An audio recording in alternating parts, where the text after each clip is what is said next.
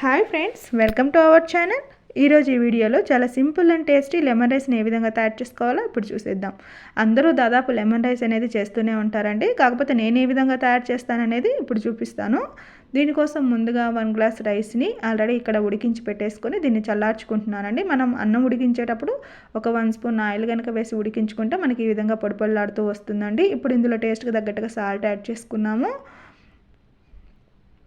ఒకసారి బాగా మిక్స్ చేసేసుకొని ఇక్కడ లెమన్ జ్యూస్ని యాడ్ చేసుకోవాలండి. ఇక నేను ఒక పెద్ద నిమ్మకాయని ఒకదాన్ని పిండి యాడ్ చేస్తున్నాను.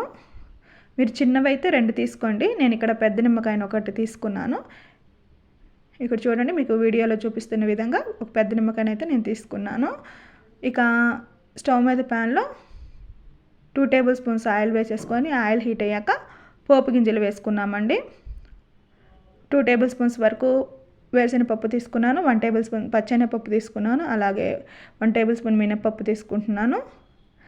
దీంతో పాటుగా కొంచెం ఆవాలు, జీలకర్ర కూడా యాడ్ చేసేసి స్టవ్ని మీడియం ఫ్లేమ్లోనే పెట్టి వీటిని వేగించుకోవాలేదండి, లేదంటే పప్పులు అనేవి త్వరగా మాడిపోతాయి. స్టవ్ని మీడియం ఫ్లేమ్లోనే పెట్టి వేగించుకోవాలి.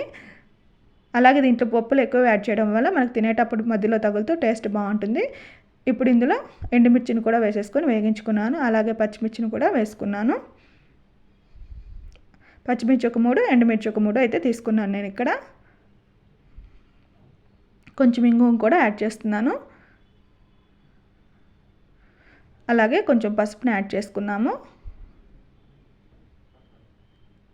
ఇప్పుడు ఇందులో కొంచెం కరివేపాకును కూడా వేసేసుకొని ఒకసారి బాగా కలుపుకొని ఈ పోపు అంతా వేగిన తర్వాత స్టవ్ ఆఫ్ చేసేసుకోవాలి.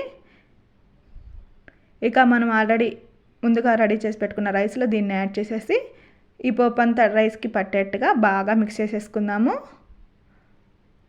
ఒకసారి సాల్ట్ అనేది చెక్ చేసేసుకొని సరిపడకపోతే కొంచెం యాడ్ చేసుకుంటే సరిపోతుంది. అంతే అండి, ఎంతో టేస్టీగా ఉండే లెమన్ రైస్ని చాలా సింపుల్గా రెడీ చేసేసుకోవచ్చు. పిల్లలకి చాలా క్విక్గా రెడీ చేసేసి లంచ్ బాక్స్లో కూడా పెట్టేయొచ్చండి. ఈ వీడియో కనుక మీకు నచ్చినట్లయితే ప్లీజ్ లైక్, షేర్